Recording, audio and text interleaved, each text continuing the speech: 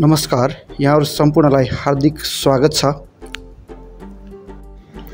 मिति 2082 साल ज्येष्ठ महिनाको 10 गते शनिबार हामीहरु लुम्बिनी गौतम बुद्ध शान्तिका अग्रदूत गौतम बुद्धको जन्मस्थल लुम्बिनीमा घुम्न गएका थियौं। सोही अवसरमा लिएका फोटो तथा भिडियोहरु यहाँ प्रस्तुत गर्न गइरहेको छु।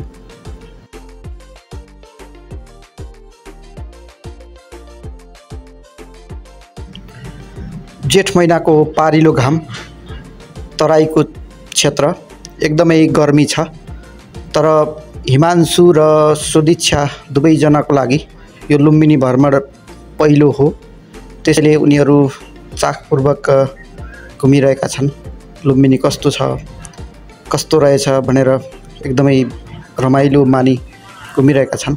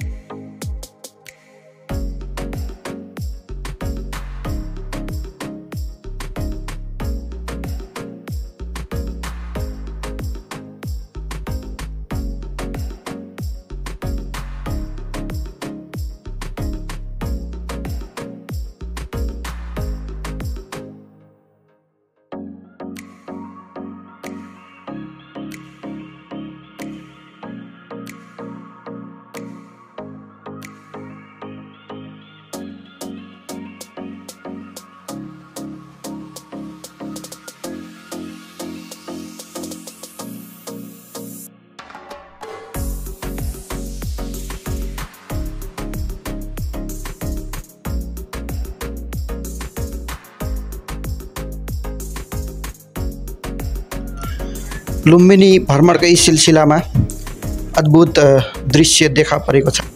यहाँ बाँदर आफू निदाइरहेको छ, तर उसको बच्चाले दूध खाइरहेको छ। हिमांशुले नजिकबाट त्यो दृश्यलाई हेरिराखी छिन्, खुसी भएकी छिन्, रमाइराखी छिन्।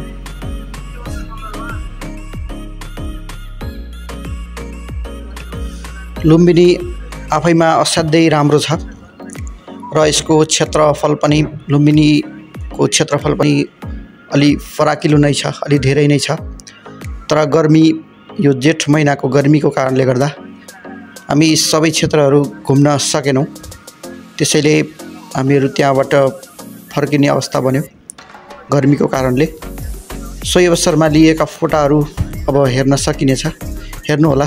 यहाँहरूलाई धेरै धेरै धन्यवाद।